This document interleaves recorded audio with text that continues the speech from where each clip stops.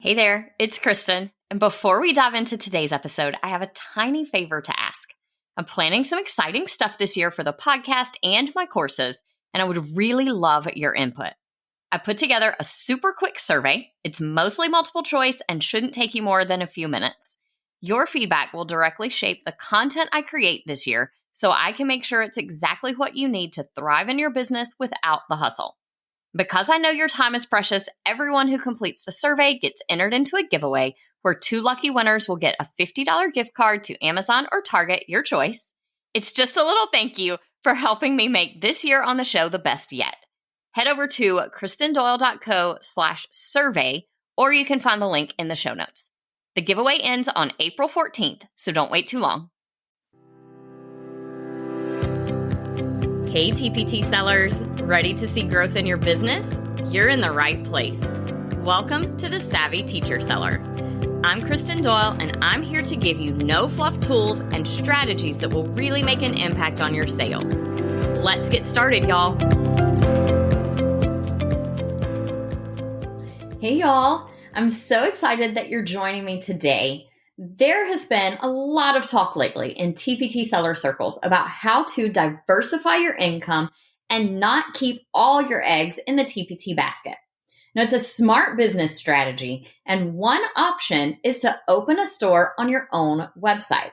Today's episode will be the first in a 3-episode mini-series on opening and running a website store. Now, this episode is all about things that you need to think about and decide before you open your store. But if you already have a store on your website, the last couple of things are for you too, so be sure to stick around. The big question when it comes to starting your own website store is, are you ready to sell on your own site? Now, contrary to popular belief, this is not about how long you've been doing this or what your annual TPT earnings are. The deciding factor really should be whether or not you are ready for the work this will take to set up, to maintain, and to make it successful. The first thing you'll want to consider is setting up and maintaining your website store. Now, when it comes to shop setup, depending on your platform and your tech know-how, this is something you might be able to DIY, or you may need to hire a designer to set up the pages for you. Now, some WordPress themes already have WooCommerce styling built in to match the theme, so that can make it easy to add a store to an existing site. The downside there is you don't have a lot of control over what that store looks like because the theme is controlling it. If you have WordPress and Elementor, I am currently testing a DIY WooCommerce setup kit. And if you would like to get on the wait list for that, or maybe be a beta tester, you can do that in the show notes for this episode at kristendoyle.co/episode 23. This kit will help you get your store set up and customize the way that it looks in a very quick amount of time. Once your store is set up, the next step will be that initial upload of your products. Now, this can be very time consuming depending on your platform and depending on how many resources you actually have to upload. One thing that can really help save time here is to export all of your TPT products with the Bearwood Labs tool to save a lot of time.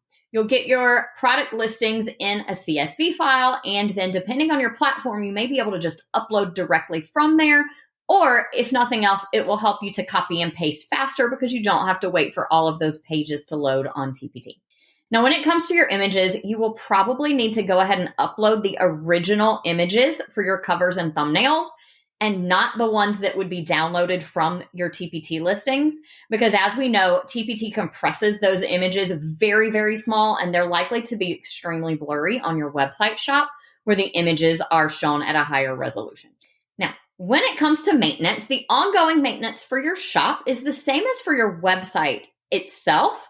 But additionally, you'll need to make sure that updates to your products are happening in all of your shops at the same time. So if you have a TPT store, maybe a store on another marketplace platform, and your own website store, you'll want to update everything at one time. Covers, thumbnails, and previews need to be updated everywhere, primarily because of buyer recognition. You want buyers to be confident that this is the same product and that it's not something that they've already bought elsewhere. When it comes to price, it is imperative that you update your prices on any other marketplaces or your own website store at the same time that you update your TPT prices, because that is actually part of TPT's terms of use. We are not allowed to list the same product at a lower price off of TPT's website. So you'll want to make sure that you're keeping your prices up to date in all of your shops. The second thing you'll want to consider before opening your own website store is how you're going to handle customer service. Now, one big difference between selling on your site and on TPT is that you are the one responsible for all of the customer service. So when people have trouble with a download, when they ask for a refund, when they can't log into their account, they need a way to reach out to you, and you will need to be able to respond in a timely manner. Because when people have purchased something, especially from a site that they're not as familiar with and not as comfortable with, and then they can't access their purchase, they immediately go to assuming that this was a scam and that they've lost this money. So you want to make sure that when people reach out to you with questions or concerns about something that they've purchased from your site, that you are responding right away. So the question then is, can you handle these requests yourself? And do you want to? And if not, then can you afford to hire someone to do it for you? There are lots of VAs out there who are happy to take over your customer service, but of course that comes at a price. There are lots of ways to set up your site to try and minimize customer service issues, and we will talk about some of those in the third episode in this series, so you'll want to make sure to come back and check that out. Now, the third consideration before you open your site is how will you get traffic to your site? Because unlike TPT, selling on your own site means that you have to drive traffic to your shop, whereas buyers are already searching on other marketplaces, whether that's TPT or Etsy or any of the other marketplaces out there. They kind of have built-in traffic because buyers are already going there to shop. On your own website, it's going to be imperative that you can drive traffic to it. One option for this is to use your email list. So if you have a good email list that is active and that people are comfortable clicking through and purchasing, then your email list is a great way to drive traffic to your own website store. I just wrapped up a great series on email marketing, so go and check out the last 3 episodes of the podcast if you missed those. Another way that you can drive traffic to your site would be through social media or advertising. When it comes to these, you'll have to decide if you want to send all your traffic to TPT, all your traffic to your own store, or maybe you want to split it between the two. I would recommend that you really pay close attention to conversion rates when you're sending people to your own store to make sure that buyers are comfortable purchasing there. Because the last thing you want to do is swap all of your social media over to pointing to your own store, or worse, your ads that you're spending money on, and then have people not feel comfortable enough to make a purchase when they would have been comfortable on TPT. So you'll want to make sure that you are considering those factors and that you're setting up your store to be the best it can be so that buyers are comfortable making a purchase. A third way to send traffic over to your website shop is, of course, SEO. You'll want to use keyword research and SEO tools to optimize your product listings and to get them to show up in the right search results. The benefit of this is that it is a little more passive, but the downside is this does take time. So your store is not likely to see huge amounts of traffic immediately through SEO efforts. You can expect it to take 3 to 6 months, maybe even longer, for your SEO work to start paying off in your shop. Now, when it comes to SEO for your TPT products that you are listing in your own website store, a very common question I get is, do I need to completely rewrite the description, or can it be the same? My recommendation is that you use the same description, but you optimize it for different keywords. Doing this will change your description just slightly, just enough to be good for SEO purposes. And the reality is that when people go to TPT to search for something, they are searching in a very different way using different keywords than the ones that they would put in on a Google search. So you'll want to use keyword research tools like Ubersuggest or KW Finder to help you find the right keywords for your product on your website store, and then just re-optimize your same listing for the new keywords. Now, if after you consider those first 3 things, you decide that you are ready for a website store, Here are the top 3 things that you'll want to think about and make decisions on as you are getting started. The first one is, what platform will you use? Now, if you're on WordPress, then WooCommerce is a free plugin with lots of available extras through additional plugins. And it makes it very easy to sell digital content, but also physical goods if you happen to do both. The WooCommerce plugin itself is free, and the additional plugins to add extra features can be free at times. The paid ones typically range from $20 to $200 a year, depending on what special features you want to add. Those most expensive plugins in the $150 to $200 range are usually for things like adding memberships or subscriptions, and so that usually makes it well worth the cost of those. Because WooCommerce is a part of your WordPress site, the design and the layout are very customizable. They're typically controlled either by your theme or by a page builder like Elementor. This makes it really easy to create a streamlined and perfectly branded shopping experience. 2 other platforms that are very popular and that I do recommend for some sellers are Shopify and Ecwid. Now, both of these are very similar. They can be used on their own as a standalone store, or you can use them alongside your website. These are a subscription model as opposed to a free plugin like WooCommerce, so you will pay a monthly subscription fee to them. At the time of this recording, both of them start around $20 to $30 a month. Now, they both integrate with WordPress, but you will be a little limited on design and layout options for your products and checkout. Essentially, what they allow you to do is embed your store from their site into a WordPress page. So it may not look quite as seamless.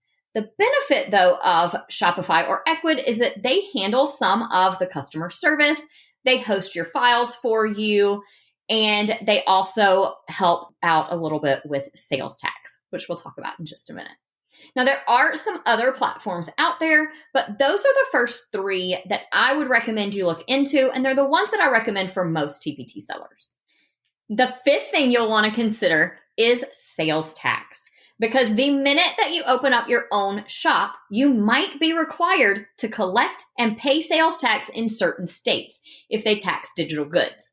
So it's really important that you look into this before you get started so that the day your store opens, you're prepared and know what you need to do. Now, sales tax is not one of my areas of expertise. So you will want to check out next week's episode with a special guest, Catherine Tucker, who is going to tell us all about what teacher authors like us need to know about sales tax when it comes to TPT and our own stores. Now, the 6th thing you want to consider is how you can make shopping on your site a really good experience for buyers. See, in order to get buyers to shop on your website instead of somewhere like TPT that they're already comfortable, you're going to have to make sure that they feel confident in the layout of your shop, the checkout process, buyer account pages, and especially confident in the security of your shop. Remember, you're asking these people essentially to hand you their credit card. And so in order for them to feel comfortable doing that, you're going to have to make sure that your shop looks professional, that it's easy for them to browse and find things, that they know where to find their downloads, and that they are 100% positive that their private information is secure.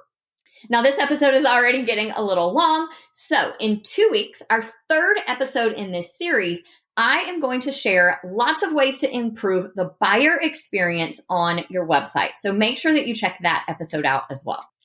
Opening up your own shop is a really great way to diversify your business income so that you're not completely reliant on any one platform for all of your sales, but it is a big step. So you want to make sure that you're ready. Today's action step is just to set aside a little time to think about whether a website store is right for your business or not. If it is, then start taking some steps toward getting that set up, whether that means hiring a designer to do it for you or DIYing it.